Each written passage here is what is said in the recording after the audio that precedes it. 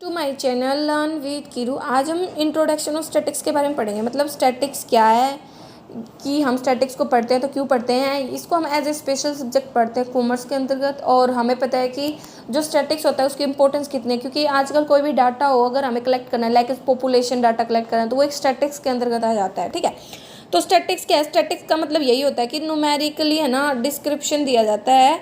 ठीक है, जो भी हम फैक्ट्स वगैरह समझ रहे हैं उनके बारे में। ठीक है, जो स्टैटिक्स होता है रेफर करता है बॉडी ऑफ प्रिंसिपल प्रोसीजर जो डेवलप किए गए हैं किसके लिए, कलेक्ट करने के लिए, क्लासीफाई करने के लिए, समराइज करने के लिए, इंटरप्रेट करने के लिए न्यूमेरिकल डाटा को। ठीक है, अगर मेन अच्छे से मीनिंग समझे तो स्टैटिक्स क्या होती है, एक डिसीजन मेकिंग की टेक्निक होती है। ठीक है, जो हेल्प करती है बिजनेसमैन को जो भी उसके पास डाटा अवेलेबल है उससे इन्फ्रेंस निकालने में। जैसे क्या होता है कि हम स्टॉक मार्केट में इन्वेस्ट करते हैं, ठीक है, तो हम वहाँ पे ना वो ट्रेंड स्टडी करते हैं, तो वो भी एक डाटा होता है, वो भी स्टैटिक्स ही होती है कि है ना भाई प्रॉफिट बढ़ेगा घटेगा, स्टॉक मार्केट बढ़ेगा या गिरेगा।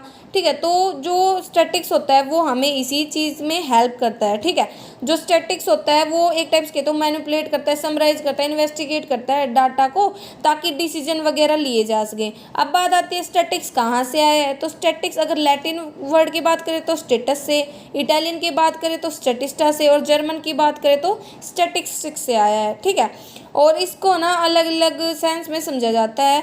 मेनली पुराने टाइम में तो सिर्फ इसके दो ही यूजेज होते थे, एक तो पॉपुलेशन के बारे में पता करने के लिए कि कितने यंग वन है, कितने ओल्ड हैं, कितने बच्चे इस टाइप से, एंड दूसरी सेंस में अगर बात करें तो कि लोगों के पास जो लैंड होल्डिंग वगैरह है, मतलब ज़मीन है, उनसे कितना कमा रहे हैं उस चीज़ के लिए होता था। तो पुराने टाइम में तो इसको साइंस ऑफ स्टेटक्राफ्ट या पॉलिटिकल अर्थमेटिक बोलते थे, लेकिन आज के टाइम में हर जगह स्टैटिक्स का यूज़ हो रहा है। ऐसा कोई फील्ड नहीं है जहाँ पे हम स्टैटिक्स के बारे में नहीं पढ़ते हैं।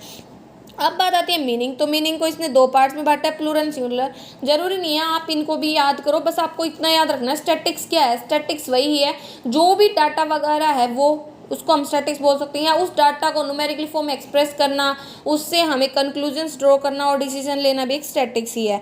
ठीक है, तो स्टैटिक्स क्या है? एक टेक्निक या एक मेथड है कलेक्ट करने का, क्लासीफाई करने का, प्रेजेंट करने का, एनालाइज करने का, डाटा को इंटरप्रेट करने का। दूसरे शब्दों में कहे तो ये एक सिंगुलर सेंस में हो जाता है। ठीक है, स्टैटिक्स रेफर करता है या तो सिर्फ डाटा या उस डाटा को रिप्रेजेंट करने का तरीका या मेथड। ठीक है, नेक्स्ट इसने हमें प्लूरल सिंगुलर सेंस में मतलब जो भी ऑथर्स हैं उन्होंने जो डेफिनेशन दी है वो दी है। या तो आप ये याद कर सकते हो, जैसे अगर आपको किसी स्पेशल पर्सन की आपको डेफिनेशन याद करनी हो कि स्टैटिक्स क्या है, न्यूमेरिकल डिस्क्रिप्शन है किसका, सॉरी क्वांटिटेटिव जो भी एस्पेक्ट्स होते हैं चीज़ों के उसका। ठीक है, और या अगर बात करें तो होरेस जो स्क्रेटरिट्स से मतलब प्रोनाउंसिएशन अलग हो सकता है, उन्होंने जो दी थी डेफिनेशन उसमें क्या बोलता है, स्टैटिक्स का मतलब होता है एग्रीगेट ऑफ फैक्ट्स जो अफेक्ट किए जाते हैं to a marked extent by multiplicity of causes. क्योंकि बहुत सारे डाटा होते हैं और उनको समझना इतना आसान नहीं होता, तो उस चीज़ में स्टैटिक्स हमारी हेल्प करता है उसको एक अच्छे मैनर में प्रेजेंट करने में। क्योंकि बहुत सारे ग्राफ होते हैं जिसका हम यूज़ करते हैं डाटा को प्रेजेंट करने में, लाइक पाई ग्राफ, चार्ट, बार, इस टाइप से। ठीक है, उनको हम आगे पढ़ेंगे।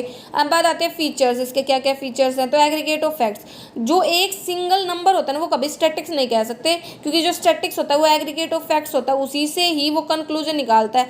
जितनी भी स्टैटिक्स होते हैं वो सारे नंबर है, लेकिन जितने भी नंबर है वो सारे स्टैटिक्स नहीं होते। ठीक है, जैसे अगर हम मल्टीपल टाइप के क्वेश्चन आते हैं, मल्टीपल चॉइस क्वेश्चन, ठीक है, जैसे DSSB का भी एग्जाम आया हुआ है, तो उस टाइप के लिए हमें है ना जो छोटे छोटे फैक्ट्स होते हैं उनको अच्छे से फोकस करना होता है, जो की पॉइंट्स होते हैं उनको नोट। जैसे भाई जितने भी स्टैटिक्स होते हैं वो नंबर है, लेकिन नंबर है वो सारे स्टैटिक्स नहीं है। न्यूमेरिकली हम इसको एक्सप्रेस करते हैं, लेकिन जैसे इसने हमने बोल दिया स्मॉल बिग रिच पोर, तो ये स्टैटिक्स नहीं है। लेकिन अगर हम बता दें कि भाई उसकी हाइट इतनी है, जैसे कपिल देव की हाइट, तो नंबर की फॉर्म में जब एक्सप्रेस करते हैं ना तो वो हमारा स्टैटिक्स के अंदर आ जाता है। ठीक है, तो ये बात आ जाती है यहाँ पे। नेक्स्ट पॉइंट पे चलते हैं। क्या रहता है इसका, affected by multiplicity of causes. मतलब जो स्टैटिक्स होता है ना वो सिर्फ एक ही फैक्टर से अफेक्ट नहीं होता, बल्कि बहुत सारे ऐसे फैक्टर होते हैं जो इसे अफेक्ट करके चलते हैं। जैसे कि अगर जो प्राइस है वो बढ़े हैं किसी चीज़ के, तो क्या क्या रीज़न हो सकता है, सप्लाई कम हो गई हो, जैसे अभी टमाटर है वो कितने महंगे हो गए हैं क्योंकि है ना उनकी सप्लाई नहीं है मार्केट में। ठीक है, डिमांड ज़्यादा है। ठीक है, शॉर्टेज हो उसकी, राइज इन वेजेस बढ़ जाए, मतलब लोगों के पास पैसा होगा तो भी हो सकता है किसी चीज़ के, क्योंकि डिमांड बढ़ रही है तो वो बढ़ेगी क्या, प्राइसेस, एंड टैक्सेस बढ़ जाएं, तो बहुत सारे रीजन से अफेक्ट होता है स्टैटिक्स। और एक्यूरेसी होना ज़रूरी होता है स्टैटिक्स के लिए, ठीक है। और जो एक्यूरेसी होती है वो डिपेंड करती है हमारे पर्पज़ पे कि हम अगर स्टैटिक्स का डाटा कलेक्ट कर रहे हैं तो क्या रीज़न है, हम उसे कलेक्ट क्यों कर रहे हैं, ठीक है। तो वो चीज़ भी यहाँ पे आ जाती है। और पहले is relation to each other, जो स्टैटिक्स होता है ना, जो भी डाटा हम कलेक्ट कर रहे हैं उनके बीच में एक रिलेशन मेंटेन करके चलता है। जैसे कि यहाँ पे एज, हाइट और वेट की बात करें तो तीनों के बीच में हम रिलेशंस करके फिर स्टैटिक्स करते हैं। जैसे हमने किसी स्कूल का डाटा कलेक्ट किया, वहाँ पे एज लिखी बच्चों की, हाइट, ठीक है, एज लिखी, हाइट लिखी और उनका वेट, और फिर देखा कि किस बच्चे का ना एज के अकॉर्डिंग उसकी हाइट और वेट सही है, किसका नहीं है, मतलब कंपैरिजन किया, ठीक है। नेक्स्ट है जैसे कि इसमें प्री डिटरमाइंड पर्पज होता है स्टैटिक्स के, जब हम डाटा को कलेक्ट करते हैं। अगर बिना किसी पर्पज से अगर आप कोई डाटा कलेक्ट करें तो वो सिर्फ न्यूमेरिकल वैल्यू है, मतलब नंबर्स है, ना कि कोई स्टैटिक्स। एंड इन्यूमरेटेड और एस्टिमेटेड, जो स्टैटिक्स होता है वो दोनों तरीके से हो सकता है, या तो इन्यूमरेशन से मतलब कैलकुलेशन से, और दूसरा एस्टिमेशन से। जब डाटा वास्ट होता है, बहुत सारा होता है, तो वहाँ पे एस्टिमेशन हेल्प करता है। लेकिन जब डाटा बिल्कुल लिमिटेड हो, एक फील्ड लिमिटेड, जैसे एक स्कूल का ही डाटा कलेक्ट करना है, देन इन्यूमरेशन हेल्प करता है। और एक सिस्टमेटिक मैनर में हम डाटा कलेक्ट करते हैं स्टैटिक्स का, कि भाई पहले जैसे डाटा कलेक्ट किया, फिर उसको ऑर्गेनाइज किया, फिर समराइज किया, इस टाइप से, ठीक है। मतलब इसके लिए हमें एक प्लान बनाने की जरूरत होती है। अब बात आती है सिंगुलर सेंस में। अगर स्टैटिक्स का मीनिंग समझे तो सिंगुलर सेंस में ये क्या बोलता है, स्टैटिक्स को एक साइंस या स्टैटिस्टिकल मेथड बोलता है, ठीक है। मतलब एक टेक्निक जो रिलेटेड है कलेक्शन, क्लासिफिकेशन और प्रेजेंटेशन से। स्टैटिक्स क्या है, एक साइंस है काउंटिंग के लिए। ये सिर्फ काउंटिंग की साइंस नहीं है, ये पूरी डेफिनेशन नहीं है। ये है ना डाटा के कलेक्शन के अलावा उसको प्रेजेंट करने, टेबुलेशन फॉर्म में प्रेजेंट करने, एनालाइज करने, इंटरप्रिटेशन से भी रिलेटेड है, ठीक है। स्टैटिक्स है ना rightly be called the science of averages. जो स्टैटिक्स होता है वो एवरेज, मतलब साइंस होते हैं ना उनका एवरेज कहलाता है, ठीक है। क्योंकि जो मतलब ये जो स्टैटिक्स होता है वो खुद में कंप्लीट नहीं होता, उसमें हम बहुत सारी चीज़ें पढ़ते हैं। जैसे ये सारे चैप्टर पढ़ोगे आप, ये सारे मेथड्स हैं, dispersion, skewness, correlation, index number, ये सब, ठीक है। स्टैटिक्स वो साइंस है जिसमें हम मेजर करते हैं जो भी सोशल ऑर्गेनिज्म होते हैं, ठीक है। तो वो कहता है कि जो स्टैटिक्स होता है उसको डिफाइन करते हैं collection, presentation, analysis and interpretation of numerical data. अब फीचर्स क्या है स्टैटिक्स के, मतलब एक टाइप से कहते हैं ये एक मेथड ही हो गया, पूरा प्रोसेस हो गया स्टैटिक्स का, क्योंकि फीचर तो हम वैसे भी पढ़ के आए हैं। अगर सिंगुलर और उसकी डेफिनेशन के अकॉर्डिंग समझे तो क्या करेंगे, सबसे पहले हम डाटा को कलेक्ट करते हैं, इसके अंतर्गत जो भी प्रॉब्लम है उसके रिगार्डिंग, फिर डाटा को ऑर्गेनाइज करते हैं, ठीक है, जरूरी जो भी डाटा है हमारे लिए, ठीक है, सिंपल फॉर्म में उसको, और फिर उसको प्रेजेंट करते हैं जैसे डायग्राम वगैरह की हेल्प से, पाई चार्ट, बार ग्राफ, इन सब की हेल्प से। फिर डाटा को एनालाइज करते हैं, मतलब जो भी जरूरी इन्फॉर्मेशन उसको हम क्या करते हैं, कंक्लूड करते हैं, और फिर उसको इंटरप्रेट कर देते हैं, ठीक है, कि मतलब भाई क्या हमारे लिए जरूरी थे, क्या जो हम चाहते थे, जो भी हमें इन्फॉर्मेशन चाहिए थी वो हमें मिली या नहीं मिली, इस तरह से हम ना ये सब चेक करते हैं। तो ये किसकी हेल्प से हो सकता है, ये हमें सिर्फ स्टैटिक्स की हेल्प से ही पता चल सकता है। स्कोप ऑफ स्टैटिक्स की स्कोप ऑफ स्टैटिक्स क्या होते हैं, तो जो स्कोप ऑफ स्टैटिक्स होता है उसको हमने 3 पार्ट में बांटा है, नेचर, उसका सब्जेक्ट मैटर एंड लिमिटेशंस। तो नेचर क्या होता है, नॉर्मली जब नेचर की बात आती है तो ये देखा जाता है कि कोई भी जो चीज़ है वो साइंस है या आर्ट है। तो जो स्टैटिक्स होता है एज ए साइंस हम मानते हैं, क्योंकि इसमें है ना न्यूमेरिकल डाटा है ना, उसकी स्टडी की जाती है एक सिस्टमेटिक मैनर में। क्योंकि जो साइंस होता है, साइंस क्या है, साइंस के खुद के प्रिंसिपल है, उनके ऊपर बेस है। वैसे स्टैटिक्स के भी तो खुद के मेथड्स होते हैं, हम पढ़ते हैं जैसे स्क्यूनेस, क्यूटोजिस वगैरह, ठीक है। तो उसी के ऊपर बोल रखा है कि जो साइंस है, मतलब स्टैटिक्स है, वो एक साइंस है, क्योंकि इसमें ना न्यूमेरिकल डाटा के ऊपर हम स्टडी करते हैं सिस्टमेटिक मैनर में। और एक आर्ट भी है, क्योंकि ये डाटा का यूज़ करके जो भी हमारी प्रॉब्लम होती है रियल लाइफ की, उनको सॉल्व करता है, ठीक है। तो इस तरह से कहता है कि जो स्टैटिक्स है, टिपेट ने कहा था कि वो बोथ है साइंस एंड आर्ट। अब बात आती है सब्जेक्ट मैटर की, तो जो सब्जेक्ट मैटर होता है ना स्टैटिक्स का, उसको 2 पार्ट्स में बांटा जाता है, डिस्क्रिप्टिव एंड इन्फ्रेंशियल। तो कहता है कि जो डिस्क्रिप्टिव स्टैटिक्स होती है वो सिर्फ डिस्क्राइब करती है डाटा को, और जो मेथड्स एंड टेक्निक्स होते हैं उसके कलेक्शन में, ऑर्गेनाइजेशन में, प्रेजेंटेशन में, एनालिसिस में, उनके फीचर्स को डिस्क्राइब करके चलती है। जैसे कि मीजरो, सेंट्रल टेंडेंस, डिस्पर्सन, स्क्यूनेस, ये सारे हमारे अलग अलग चैप्टर, इनको हम डिटेल में स्टडी करेंगे, ठीक है। देन बात आती है इन्फ्रेंशियल स्टैटिक्स की। तो इन्फ्रेंशियल स्टैटिक्स हमारी हेल्प करता है एस्टिमेट करने में, जो भी फीचर्स वगैरह होते हैं पॉपुलेशन के, और डिसीजन लेने में। जबकि जो डिस्क्रिप्टिव स्टैटिक्स था वो हमारी इसमें हेल्प नहीं कर रहा था, ठीक है। तो कहता है कि जो सैंपल एंड पॉपुलेशन होते हैं वो इसके 2 रिलेटिव टर्म होते हैं, और जब हम है ना जो भी हमारा सैंपल होता है उसके फीचर्स को मेज़र करते हैं तो वो कहलाता है सैंपल स्टैटिक्स। और जब पॉपुलेशन के जो भी फीचर्स होते हैं उनको मेज़र करते हैं तो वो पॉपुलेशन पैरामीटर कहलाता है। ठीक है, तो इसके ऊपर ही हमें ये बताया गया। अब बात आती है फंक्शन, स्टैटिक्स के फंक्शन। तो पहला तो ये एक्सप्रेस करता है जो भी फैक्ट्स होते हैं उनको नंबर की फॉर्म में, क्योंकि स्टैटिक्स क्या है, न्यूमेरिकल रिप्रेजेंटेशन है। दूसरा ये सिंपल फॉर्म में प्रेजेंट करता है जैसे ग्राफ वगैरह का यूज़ करके। ठीक है, इनरार करता है इंडिविजुअल नॉलेज एंड एक्सपीरियंस, क्योंकि देखो एक तो मतलब पूरा देश है, इतना बड़ा है, ठीक है, पॉपुलेशन कितनी ज़्यादा है, लेकिन हमें अगर यही ना पता हो कितने मेल कितने फीमेल हैं, कितने बच्चे हैं, कितने 90 से ऊपर अबोव एज के हैं, कितने कम है, कितने यंग है, इस टाइप से, तो जो कंपनी होती है उसके लिए प्रोडक्ट बनाना कितना मुश्किल हो जाएगा। तो कहता है कि ये है ना जो भी बड़ी बड़ी प्रॉब्लम होती है उनको सोल्व करने में, नॉलेज बढ़ाने में, एक्सपीरियंस बढ़ाने में हेल्प करता है, फैक्ट्स को कंपेयर करने में भी हेल्प करता है, क्योंकि पास्ट का डाटा है ना जो ट्रेंड होता है उसको स्टडी करके ही एक बिजनेसमैन ये देख सकता है कि स्टॉक मार्केट में उसे इन्वेस्ट करना है नहीं करना है। फॉर पॉलिसी बनाने में भी हेल्प करता है जो भी इन्वेस्टर्स वगैरह होते हैं उनकी। ठीक है, तो मतलब इस तरह से स्टैटिक्स बहुत सारे कामों में हमारी हेल्प करता है। आता है हमारा it helps other sciences in testing their laws. कहता है कि ये जो है ना ये हेल्प करता है दूसरी साइंस की टेस्ट करने में उनके लॉज को। ठीक है, क्योंकि जो साइंस होते हैं हमें पता है उनके खुद के कुछ प्रिंसिपल्स होते हैं जिनको हमें फॉलो करना पड़ता है। तो जैसे कि लॉ ऑफ डिमांड है, लॉ ऑफ सप्लाई है, केन्स थ्योरी है एम्प्लॉयमेंट की, तो इन सब को वेरीफाई करने में कौन हेल्प करता है, स्टैटिक्स। ये रिलेशनशिप एस्टेब्लिश करता है जो अलग अलग फैक्ट्स होते हैं उनके बीच में। ठीक है, दो या दो से ज़्यादा जो भी फैक्ट्स होते हैं उनके बीच में एक रिलेशन एस्टेब्लिश करता है। ये फोरकास्टिंग में हेल्प करता है। फोरकास्ट का मतलब होता है कि हम पहले से ही सोचते हैं कि प्रेडिक्ट करते हैं कि फ्यूचर में क्या होने वाला है। ठीक है, कि जैसे भाई जो ट्रेंड है वो बढ़ेगा या गिरेगा, जैसे भाई सीपी है मतलब जैसे हमारी जो भी जीडीपी है वो बढ़ेगी घटेगी, या जो प्राइसेस है इन्फ्लेशन है वो बढ़ेगा घटेगा, मतलब इन सबको ना एस्टिमेट करने में एक हेल्प करता है।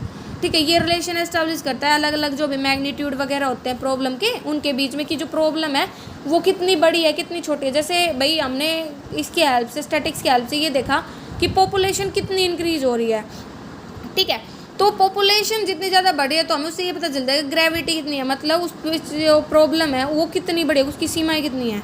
और ये डाटा के कॉन्डेंस फॉर्म में प्रेजेंट करता है। हमें पता है कि डाटा बहुत ज़्यादा होता है और उसको एकदम से ग्रेस्प करना, उसको समझना इतना आसान नहीं होता, लेकिन स्टैटिक्स की हेल्प से हम उसको समझ सकते हैं, क्योंकि ये क्या करता है उस कॉम्प्लेक्स डाटा को भी एक सिंपल फॉर्म में प्रेजेंट करने में और कंक्लूजन निकालने में हमारी हेल्प करता है। अब बात आती है कि इंपॉर्टेंस ऑफ स्टैटिक्स। तो कहता है कि स्टैटिक्स आज के टाइम में इतनी इंपॉर्टेंट है जितनी आज के टाइम में लिखना और पढ़ना। ठीक है, तो कहता है कि जो आज के टाइम में ना कोई भी ऐसा फेज़ नहीं है ह्यूमन की एक्टिविटी का जिसमें हम स्टैटिक्स का यूज़ ना करें। स्टैटिक्स हर जगह इंपॉर्टेंट है। पुराने टाइम में बात करें तो ये एडमिनिस्ट्रेटिव वर्क में बहुत ज़्यादा इंपॉर्टेंट होती थी, जैसे कि फाइनेंस मिनिस्टर जब भी कोई रिवेन्यू या एक्सपेंडिचर से रिलेटेड डाटा तैयार करता था तो वो स्टैटिक्स की हेल्प से होता है। जैसे बजट प्रेजेंट होता है हमारा हर साल। ठीक है, फाइनेंस मिनिस्टर अगर डिसीजन लेता था कि भाई कोई टैक्स को बढ़ाना है घटाना है तो वो भी स्टैटिक्स में यूज होता है। गवर्नमेंट कोई पॉलिसी बनाती थी like planning, nationalisation, establishment of नई इंडस्ट्री, वो सब किसकी हेल्प से होता है, स्टैटिक्स। मतलब एक टाइप से तो स्टैटिक्स बहुत ज़्यादा इंपॉर्टेंट है आज के टाइम में। फिर बात आती है इसकी इम्पोर्टेंस है बिजनेसमैन के लिए, इंडस्ट्रीज के लिए, एग्रीकल्चरिस्ट के लिए, जो भी बिजनेस है, इंडस्ट्री है, मतलब हर जगह इसकी इंपॉर्टेंस है। एक टाइप से कहें तो ऑल परवेसिव है स्टैटिक्स। ठीक है, मतलब हर जगह इसकी इंपॉर्टेंस की बात आ जाती है। जैसे भाई हमें सीजनल चेंजेस के बारे में पता करना हो, ट्रेड साइकिल, कंज्यूमर के टेस्ट में क्या चेंज, उन सबको पढ़ना हो तो कौन आएगा काम में, हमारे स्टैटिक्स। ठीक है, ये कोई एग्जैगरेशन नहीं है आज के टाइम में, बल्कि ये हर जगह यूज़ होता है, हर किसी की हेल्प करता है डिसीजन लेने में, डाटा कलेक्ट करने में, एनालाइज करने में। इकोनॉमिक्स में भी इसकी इंपॉर्टेंस है, क्योंकि जो इकोनॉमिक्स होते हैं वो किसके ऊपर डिपेंड करते हैं, डाटा के ऊपर। और डाटा किसकी हेल्प से मेजर किया जा सकता है, स्टैटिक्स की हेल्प से। कलेक्ट भी किसकी हेल्प से किया जा सकता है, स्टैटिक्स की हेल्प से। तो जैसे भाई कंजप्शन के बारे में हमें पता करना हो कि भाई डिमांड कितनी है, कितना कंजप्शन होता है, कितनी इनकम है, कितना एक्सपेंडिचर है, वो सब। प्रोडक्शन के बारे में पता करना हो भाई लैंड, लेबर, कैपिटल और इंटरप्राइज की कॉस्ट कितनी है। एक्सचेंज के बारे में पता करना हो, डिस्ट्रीब्यूशन के बारे में पता करना, तो ये सब स्टैटिक्स की हेल्प से पॉसिबल हो सकता है। देन है इम्पोर्टेंस पॉलिटिशियंस के लिए पॉलिसी वगैरह बनाने में, कि भाई इकोनॉमिक्स, सोशल, एजुकेशनल जितनी भी पॉलिसी होती है उन सब के बारे में ये हमारी हेल्प करता है। ब्लैक मनी या पब्लिक डेब्ट वगैरह के ऊपर भी काम करने में हेल्प करता है। ठीक है, और जो अपोजिशंस पार्टी होती हैं वो भी स्टैटिक्स का यूज़ कर सकते हैं क्रिटिसिज्म वगैरह में। और सोशल रिफॉर्मर में भी ये हेल्प करता है। ठीक है, कि जैसे कि भाई जो डाउरी है, अल्कोहलिज्म है, गैम्बलिंग मतलब जुआ वगैरह है, डाइवोर्स वगैरह है, जो भी उन सब के मतलब रिफॉर्म्स लाने में ये ना एक इम्पोर्टेंट स्टेप है, ठीक है, क्योंकि ये डाटा कलेक्ट करने में हेल्प करेगा कि भाई वो मतलब जो बुराई है वो कितनी ज़्यादा डीप है, कितनी हद तक फैली हुई है, और हम उसके लिए क्या क्या रेमेडीज़ ले सकते हैं, वो सब हमारी हेल्प करता है। और साइंस एंड रिसर्च के फील्ड में भी ये इंपॉर्टेंट रोल प्ले करता है आज के टाइम में, क्योंकि हमें पता है कि जो स्टैटिक्स है वो साइंस भी है और आर्ट भी है, ठीक है। तो ये हर जगह हेल्प करता है स्टैंडर्ड ऑफ बॉडी टेम्परेचर सबके मतलब रूल्स वगैरह बनाने में, उनको एनालाइज करने में, ठीक है। बैंकिंग सेक्टर में भी आज के टाइम में इसकी इंपॉर्टेंट, क्योंकि हमें पता है पूरा बैंकिंग फाइनेंस पे डिपेंड करता है, ठीक है। तो डिमांड डिपॉजिट कितनी है, टाइम डिपॉजिट, क्रेडिट, तो मतलब डाटा को मेंटेन करने में और भाई पुराने डाटा के साथ कंपेयर करने में, भाई कि पुराने टाइम में बैंक को प्रॉफिट हुआ था या उसका एनपीए बढ़ा था घटा था, वो सब ये एनालाइज करने में हमारी हेल्प करता है कि बैंकिंग इंडस्ट्री प्रोग्रेस कर रही है या नहीं, ठीक है। इंश्योरेंस कंपनी के लिए भी वही, क्योंकि इंश्योरेंस कंपनी हमें इंश्योरेंस देती है जो भी लाइफ वगैरह से रिलेटेड हमें एक सिक्योरिटी देती है, तो ये बताने में हेल्प करता है उसकी डाटा कलेक्ट करने की भाई प्रीमियम ज़्यादा आया या गया, मतलब प्रॉफिट हुआ है नहीं। इंश्योरेंस कंपनी को भाई ज़्यादा से ज़्यादा लोगों की डेथ होगी तो ज़्यादा उसे क्लेम देना पड़ेगा, ठीक है। फील्ड ऑफ एजुकेशन में भी इंपॉर्टेंट रोल प्ले करता है कि भाई पॉपुलेशन की लिटरेसी रेट कितने कितने लोग एजुकेटेड है, कितनी मेल कितनी फीमेल, ठीक है। नंबर ऑफ स्कूल कितने हैं, क्या जितने लोगों को एजुकेशन की रिक्वायरमेंट है उसके अकॉर्डिंग पूरे है या नहीं, ठीक है, यूनिवर्सिटी वगैरह वो सब। और इकोनॉमिक प्लानिंग में भी हेल्प करता है, ठीक है। तो इस तरह से हम देखें तो स्टैटिक्स की इंपॉर्टेंस आज के टाइम में बहुत ज़्यादा है। अब बात आती है लिमिटेशंस, तो स्टडी है ना भाई इसकी कुछ भाई हमारे सामने प्रॉब्लम भी आती है क्या। एक तो ये सिर्फ न्यूमेरिकल डाटा को स्टडी करता है, जहाँ पे ना क्वालिटेटिव डाटा आते हैं वहाँ पे ये फेल हो जाता है, like honesty, friendship, wisdom, health वगैरह। और ये सिर्फ एग्रीगेट फैक्ट्स को स्टडी, अगर 1-2 नंबर की बात हो ना तो ये उस टाइम पे वो नंबर ही रहेंगे, स्टैटिक्स नहीं बोल सकते, क्योंकि ये सिर्फ एग्रीगेट में मतलब ग्रुप में ही उनको स्टडी करने में हमारी हेल्प करता है। और ये कोई अकेला मेथड नहीं है, मतलब इसको समझ लिया, ठीक है, इसकी हेल्प से हमने डाटा कलेक्ट कर लिया, लेकिन है ना बहुत सारे कंक्लूजन आ जाते हैं, और फिर है ना मतलब एक टाइप से कहें तो जो क्वालिटेटिव डाटा होते हैं उनके टाइम पे तो ये फेल हो जाता है। और होमोजेनिटी ऑफ डाटा के टाइम पे ही सक्सेसफुल, अगर डाटा हमारे डिफरेंट हो जाए, अलग अलग टाइप के हो जाए तो कंपेयर नहीं कर पाते तो ये फेल हो जाता है, ठीक है। रिजल्ट है ना ट्रू होते हैं सिर्फ एवरेज बेसिस पे, एग्जैक्टली नहीं बोल सकते, एब्सोल्युटली ट्रू हम उनको नहीं बोल सकते। विदाउट रेफरेंस जो रिजल्ट होते हैं ना वो रॉन्ग प्रूव हो सकते हैं, क्योंकि इसमें हम क्या करते हैं कंडीशंस को जो भी है हम देखा कंक्लूजन निकाला, लेकिन डीप में नहीं जाते, क्योंकि जैसे वही बहुत सारा डाटा होता है हम तो सैम्पल्स लेते हैं, ड्रॉ करते हैं और फिर रिजल्ट देते हैं, ठीक है। और ये सिर्फ एक्सपर्ट्स के द्वारा यूज़ किया जा सकता है, क्योंकि स्टैटिक्स हर किसी को समझ नहीं आती, उसके लिए हमें स्पेशल नॉलेज की ज़रूरत होती है। और स्टैटिक्स का मिस यूज़ भी पॉसिबल है आज के टाइम पे, क्योंकि ये एक मिट्टी की तरह है जिसको आप जैसे डालोगे, मतलब एक राक्षस बनाओगे भगवान बनाओगे वो उसके अकॉर्डिंग बन जाएगा। और ये एक सिर्फ साधन है ना कि पूरा कंप्लीट सॉल्यूशन, ठीक है। लेकिन अब बात आती है स्टैटिक्स में डिस्ट्रेस भी बढ़ रहा है, क्यों बढ़ रहा है उसके ऊपर बात करें तो देखो, क्योंकि है ना जो स्टैटिक्स है वो ना 3 चीज़ों को लेके चलती है, एक तो डिमांड, लाइज डिमांड और स्टैटिक्स। स्टैटिक्स है ना पूरे इंद्रधनुष की तरह है झूठ के, और स्टैटिक टिश्यू है फाल्सूड का, ठीक है। स्टैटिक्स का यूज़ करके हम कुछ भी प्रूव कर सकते हैं जो एक्चुअल में ट्रू है भी नहीं, ठीक है। स्टैटिक्स कांट प्रूव एनीथिंग, और जो सही चीज़ें उनको भी प्रूव करने में फेल हो जाता है। ये एक मिट्टी की तरह है जो कुछ भी प्रूव करवा सकता है।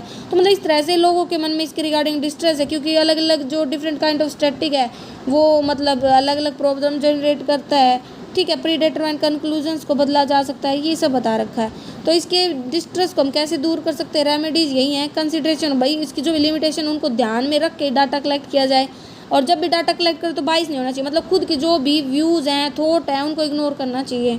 एंड अप्लीकेशन बाय एक्सपर्ट, जो स्टैटिक्स होती है वो सिर्फ एक्सपर्ट्स के द्वारा यूज़ किया जाए, जिनको नॉलेज नहीं है उनके सामने गड़बड़ हो सकती है। तो अगर आप स्टैटिक्स से डाटा वगैरह लेना चाहते हो तो आपको ना एक्सपर्ट्स की हेल्प लेनी चाहिए, तभी पॉसिबल हो सकता है। तो ये हमारा पहला चैप्टर था, और अभी हम नेक्स्ट चैप्टर स्टडी करेंगे हमारा कलेक्शन ऑफ डाटा के ऊपर। क्योंकि जो स्टैटिक्स होता है हमने उसके बारे में क्या पढ़ा था कि स्टैटिक्स वो होता है जिसमें हम डाटा को कलेक्ट करते हैं, एनालाइज करते हैं एंड डिसीजन लेते हैं, क्योंकि अलग अलग जो बिजनेसमैन होते हैं उन सबकी मदद करता है। अब बात आती है कलेक्शन ऑफ डाटा के बारे में। तो जो कलेक्शन ऑफ डाटा है उसका मतलब हो गया डाटा को कलेक्ट करना। हमें पता है कि जो स्टैटिक्स होता है वो सिर्फ क्वांटिटेटिव डाटा पे ही काम करता है, ठीक है। लेकिन अगर क्वालिटेटिव डाटा को भी अगर आप है ना नंबर की फॉर्म में एक्सप्रेस करोगे ना तो वो भी हम स्टैटिक्स के अंतर्गत स्टडी कर सकते हैं, ठीक है। जैसे कि होनेस्टी, इंटेलिजेंस, गुड, बैड, ये हमारे होते हैं क्वालिटेटिव, मतलब जो क्वालिटी के बताए किसी इंसान की, कोई इंसान कितना अच्छा है बुरा है वो सब। अब बात आती है डाटा को कलेक्ट करने के 2 वेज होते हैं हमारे पास, एक प्राइमरी एंड एक सेकेंडरी डाटा। तो प्राइमरी डाटा वो क्या होता है, प्राइमरी डाटा वो डाटा होता है जो फर्स्ट टाइम मतलब कलेक्ट किया जाता है, फर्स्ट टाइम गैदर किया जाता है किसी पर्सन के द्वारा। कहाँ से, from the source of origin, मतलब जहाँ से वो रिलेटेड है, ठीक है। जब इन्वेस्टिगेटर खुद के पर्पज के लिए उसे कलेक्ट करता है, पहली बार कलेक्ट करता है स्टार्टिंग से एंड तक, उसे प्राइमरी डाटा बोलते हैं। एंड ये सोर्स ऑफ ओरिजिन से कलेक्ट किया जाता है, ठीक है। क्योंकि इसमें जब डाटा ओरिजिनली मतलब खुद से ही कलेक्ट किया जाता है तो वो क्या कहलाता है, प्राइमरी डाटा, या हम इसको ओरिजिनल डाटा बोल सकते हैं, ठीक है। ये फर्स्ट हैंड इन्फॉर्मेशन होती है क्योंकि पहली बार ही कलेक्ट की जाती है। और सेकेंडरी डाटा वो होता है कि जो मतलब पहले कोई पर्सन कलेक्ट कर चुका है, हम अब बस उसको यूज़ कर रहे हैं, ठीक है, मतलब जो पहले से ही एग्जिस्ट करता है, इसीलिए हम इसको बोलते हैं सेकेंड हैंड डाटा, ठीक है। जैसे कि भाई आपको स्कूल के लिए प्रोजेक्ट मिला पॉपुलेशन के ऊपर, कितने मेल फीमेल है उसके ऊपर, तो आपने गवर्नमेंट ने जो सेंसस करवाया था, जो पॉपुलेशन का डाटा कलेक्ट किया था, आपने उसी का यूज़ कर लिया, तो वो आपके लिए क्या हो गया, सेकेंडरी डाटा। लेकिन अगर आपसे ये बोला जाए कि आपको अपनी क्लास की है ना रिपोर्ट तैयार करनी है उनके परफॉर्मेंस के अकॉर्डिंग, और आप जाके हर बच्चे से पूछ के फिर अगर कलेक्ट कर रहे हो तो वो आ गया आपका प्राइमरी डाटा के अंदर। अब बात आती है difference primary and secondary data के अंदर। तो जो प्राइमरी डाटा होते हैं वो क्या कहता है कि ओरिजिनल होते हैं, ठीक है, क्योंकि आप खुद कलेक्ट कर रहे हो, जबकि जो सेकेंडरी डाटा होते हैं उनमें ओरिजिनलिटी की कमी होती है, क्योंकि वो पहले से कोई पर्सन कलेक्ट कर चुका है, ज़रूरी नहीं है वो वैसे ही हो जो आपकी रिक्वायरमेंट के अकॉर्डिंग हो, या उनमें कोई अभी तक मॉडिफिकेशन ना हुआ हो, ठीक है। सुटेबिलिटी ऑफ ऑब्जेक्टिव कहता है कि जो प्राइमरी डाटा होते हैं वो किसी स्पेसिफिक ऑब्जेक्टिव से रिलेटेड होते हैं इन्वेस्टिगेटर के, ठीक है, और इनमें किसी भी एडजस्टमेंट वगैरह की जरूरत नहीं होती। जबकि सेकेंडरी डाटा वो होते हैं ना, वो भाई किसी पर्सन ने अपने पर्पज के लिए कलेक्ट किया था, अब आप उसको अपने पर्पज के लिए यूज़ कर रहे हो तो आपको उसमें एडजस्टमेंट वगैरह की जरूरत होती है। अब बात आती है कॉस्ट ऑफ कलेक्शन। तो प्राइमरी डाटा में कॉस्ट हाई होती है, क्योंकि देखो आप खुद से हर पर्सन से मिलोगे, फिर डाटा कलेक्ट करोगे, टाइम लगेगा, मनी लगेगी, ठीक है, एफर्ट्स लगेंगे। जबकि सेकेंडरी डाटा तो पहले से ही मतलब कलेक्ट किया जा चुका है, तो सिर्फ आपको उसको लेना है और यूज़ करना, मतलब ये प्राइमरी डाटा के कंपैरिजन में कम एक्सपेंसिव होता है। और भी डिफरेंस ना, जैसे भाई प्राइमरी डाटा फर्स्ट हैंड होता है, जबकि सेकेंडरी डाटा होता है वो सेकेंड हैंड होता है। एंड प्राइमरी डाटा हमारा ओरिजिन ऑफ सोर्स से कलेक्ट किया जाता है, जबकि सेकेंडरी डाटा बिल्कुल पब्लिश डाटा से लिया जाता है। अब बात आती है कौन कौन से मेथड्स हैं जिसकी हेल्प से हम डाटा कलेक्ट कर सकते हैं। तो 5 पार्ट्स में बांटा गया। एक तो direct personal investigation, indirect oral investigation, information जो कोरस्पॉन्डेंट होते हैं उनके हेल्प से, and mail questionnaire method and schedules जो हम इन्यूमरेटर के थ्रू भेजते हैं। तो डायरेक्ट पर्सनल में तो बिल्कुल directly face to face communicate कर रहे हो आप डाटा कलेक्ट करने के लिए, ठीक है। तो इसमें क्या होता है, data face to face collect किया जाता है पर्सन से जिससे भी हमें इन्फॉर्मेशन चाहिए, ठीक है, उससे हम क्वेश्चंस पूछते हैं और इंक्वायरी करते हैं इन्फॉर्मेंट्स के बारे में, ठीक है। ये कहाँ पे सुटेबल होता है, जहाँ पे इन्वेस्टिगेशन का जो एरिया है ना वो लिमिटेड हो, क्योंकि हर बड़ा एरिया होगा तो हर इंसान से फेस टू फेस मिलना, डाटा कलेक्ट करना बहुत lengthy and time consuming process हो जाता है। और कहता है कि यहाँ पे ओरिजिनल होता है डाटा, क्योंकि आप खुद से पर्सनली मिलके कलेक्ट कर रहे हो, सीक्रेट होता है और एक्सपीरियंस होता है ना, मतलब कहता है जो इन्वेस्टिगेशन हो उसके लिए आपको एक्सपीरियंस की चाहिए, केयर भी चाहिए, डिवोशन भी चाहिए, ठीक है। और इसकी मेरिट यही है कि डाटा ओरिजिनल होगा, एक्यूरेट होगा, रिलायबल होगा, ठीक है। और कहता है कि भाई जो भी इन्फॉर्मेशन आपको चाहिए आप वही कलेक्ट कर पाओगे, यूनिफॉर्म होगा क्योंकि कोई चेंज नहीं होगा, ठीक है, आप खुद कलेक्ट, और फ्लेक्सिबल भी होगा, ठीक है। और डिमेरिट्स में यही आ जाता है कि not proper for wide areas, क्योंकि भाई आप हर किसी इंसान से तो मिल नहीं सकते, पर्सनल बायस भी यूज़ हो सकता है, क्योंकि जो लोग होते हैं वो क्या बताएं और आप उसके अंदर अपना खुद का व्यूज़ वगैरह मॉडिफिकेशन कर दो, ठीक है, कॉस्टली होता है और रॉन्ग कंक्लूजन्स भी निकाले जा सकते हैं, ठीक है। तो ये सब इसमें बताया। अब बात आती है इनडायरेक्ट ओरल इन्वेस्टिगेशन की। इसमें मतलब फेस टू फेस कम्युनिकेशन नहीं होता, जैसे हम किसी से टेलीफोन पे बात कर ले, या जैसे कोई मर्डर हो गया था तो वहाँ पे पुलिस क्या करेगी, जो आसपास के लोग उन्हीं से ही तो करेगी, डायरेक्ट उस पर्सन से थोड़ी ना करेगी जिससे वो रिलेटेड है, ठीक है। तो यहाँ पे क्या होता है, इन्वेस्टिगेशन ऑब्टेन की जाती है उस पर्सन से नहीं जिससे हमें इन्फॉर्मेशन की जरूरत है, बल्कि अदर पर्सन से की जाती है जिनसे हम एक्सपेक्ट कर सकते हैं कि कुछ ना कुछ हमें नेसेसरी इन्फॉर्मेशन मिल जाएगी, जैसे कि विटनेस बोल सकते हो इसे, ठीक है। सुटेबल होता है जहाँ पे इन्वेस्टिगेशन का एरिया लार्ज, जो डायरेक्ट कॉन्टैक्ट जहाँ पे पॉसिबल नहीं हो पाता है, और जहाँ पे जिस इंसान से वो इन्फॉर्मेशन रिलेटेड है वो कैपेबल नहीं है उस इन्फॉर्मेशन को प्रोवाइड करने में क्योंकि इग्नोरेंस के कारण, ठीक है। इंक्वायरी कमेटी या जो कमीशन है ना वो अपॉइंट की जाती है गवर्नमेंट के द्वारा, ठीक है, इस टाइप के मेथड के लिए।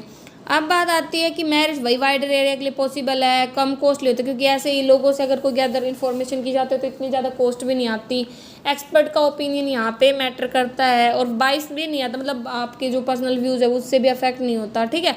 और सिंपल होता है ये। और डिमेरिट्स यही है कि लेस एक्यूरेट होता है, क्योंकि अलग अलग लोग अपने अपने व्यूज़ बताएं। कोई कहता है कि उसे चाकू से मारा, कोई कहता है कि उसे ऐसे मारा, मतलब अलग अलग लोगों के अपने व्यूज़ हो सकते हैं। बायसनेस भी आ जाता है इन्वेस्टिगेटर जब वो इन्फॉर्मेशन ले रहा है। और कंक्लूजन्स भी कई बार डाउट हो जाता है कि दो लोग एक ही सिचुएशन को अलग अलग तरीके से डिफाइन करें, ठीक है।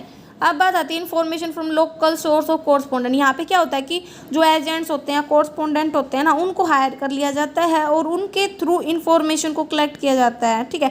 और जो कोरस्पोंडेंट होते हैं ना, वो खुद के तरीकों से इन्फॉर्मेशन को कलेक्ट करते हैं और जो सेंट्रल ऑफिस होता है वहाँ पे भेज देते हैं। जैसे कि न्यूज़पेपर एजेंसी नॉर्मली ऐसा ही करती हैं, ठीक है। ये सुटेबल होता है जहाँ पे डाटा जो एक्यूरेसी है ना, वो मतलब नॉर्मल मोड मिडल टाइप की चाहिए, थोड़ी चाहिए, ठीक है। रेगुलर एंड कंटिन्यूस इन्फॉर्मेशन चाहिए, जहाँ पे एरिया ऑफ इन्वेस्टिगेशन बहुत ज़्यादा हो, या जहाँ पे आप जर्नल, मैगजीन, रेडियो, टीवी के लिए इन्फॉर्मेशन चाहते हो। मेरिट्स यही है कि इकोनॉमिकल होगा, इतना टाइम पैसा नहीं लगेगा और बहुत बड़े एरिया को आप आसानी से कवर कर सकते हो। कंटिन्यूटी मेंटेन रहेगी, जो कोरस्पॉन्डिंग डाटा होता है ना, वो रेगुलर इन्फॉर्मेशन सप्लाई करता है और स्पेशल पर्पज़ के लिए भी सूटेबल होता है, जैसे कि भाई मीडिया वगैरह के लिए, ठीक है।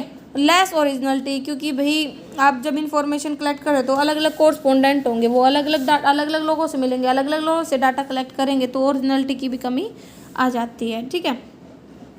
फिर बात आती है कि लैक ऑफ यूनिफॉर्मिटी भी, क्योंकि अलग अलग लोग हैं, उनके अपने व्यूज़ होंगे, तो यूनिफॉर्म मतलब सेम डाटा भी नहीं रहेगा। और बायसनेस भी आ जाता है, ठीक है। एक्यूरेसी की भी कमी रहती है और कई बार डाटा को कलेक्ट करने में भी डिले आ जाता है, क्योंकि इतने सारे कोरस्पोंडेंट और अलग अलग लोगों से मिलेंगे, तो ज़रूरी नहीं है टाइम पर हर जो कोरस्पोंडेंट है वो डाटा दे पाए।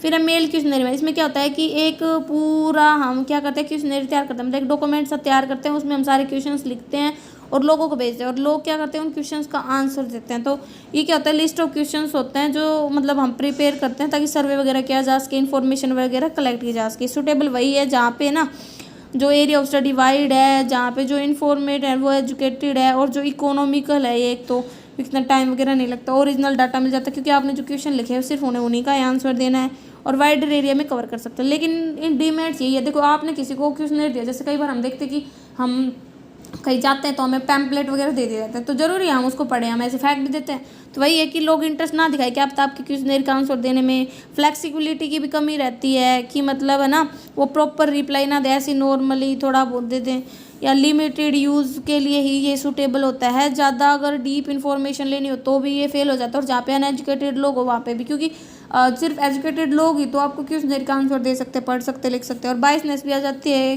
ठीक है, क्योंकि जो इन्फॉर्मेशन होती है वो अलग अलग लोगों के पास हम भेजते हैं, तो ज़रूर नहीं है सेम अलग अलग पर्सन सेम आंसर दें, और एक्यूरेसी की भी कमी रहती है। अब बात आती है शेड्यूल्स जो है ना इन्यूमरेटर्स के थ्रू फिल की जाते हैं।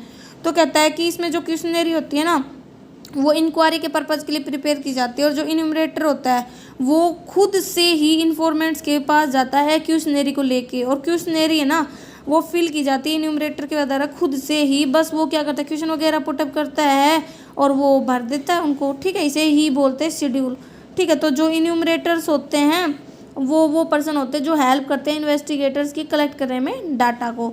सूटेबल वही है कि जहाँ पे इन्वेस्टिगेशन का फील्ड लार्ज है, जो इन्वेस्टिगेशन है वो उसके लिए है ना स्पेशलाइज स्किल इन्वेस्टिगेटर्स की ज़रूरत होगी, क्योंकि भाई अलग अलग लोगों से मिलना, उनसे क्वेश्चंस करना, फिर उनका आंसर खुद से उस क्वेश्चनरी में फिलअप करना, ठीक है। बस इसमें यही डिफरेंस है कि वो खुद से ही फिलअप करते हैं क्वेश्चनरी को।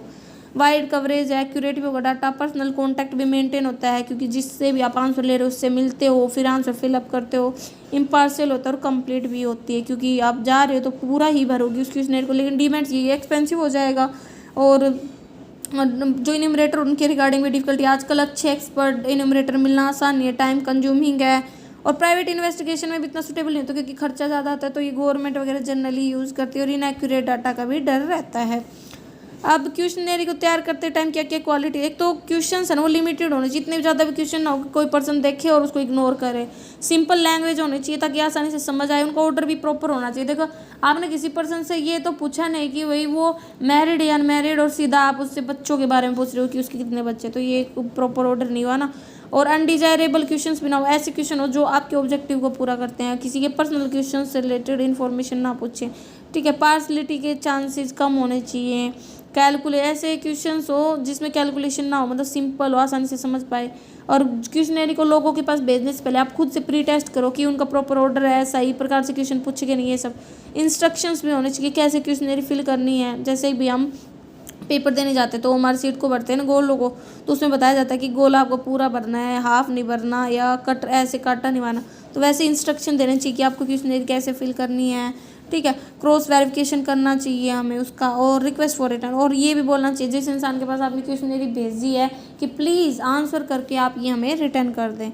अब बात आती है मेथड्स क्या क्या है प्राइमरी और स्कैन डाटा को कलेक्ट करने के। तो देखो स्कैन डाटा को हम पब्लिश या अनपब्लिश सोर्सेज से कलेक्ट कर सकते हैं। पब्लिश में जैसे गवर्नमेंट के खुद के जो पब्लिकेशंस होते हैं, न्यूज़पेपर वगैरह, ठीक है, और सेमी गवर्नमेंट के जो भी पब्लिकेशंस होते हैं, जो भी रिपोर्ट वगैरह आती है। तो एक तो आप इनके नाम याद कर सकते हो, बस इतना ज़्यादा वो नहीं है। ट्रेड एसोसिएशंस का हो गया, रिसर्च इंस्टीट्यूशंस का हो गया, जर्नल पेपर्स वगैरह का, ठीक है। और अनपब्लिश्ड में मतलब ऐसा डाटा जो गवर्नमेंट ने कलेक्ट किया है और मतलब ऑर्गेनाइजेशंस एंड अदर्स ने, लेकिन वो अभी तक मतलब बाहर पब्लिकली नहीं किया गया, बस ऑफिस रिकॉर्ड में मेंटेन इस टाइप से।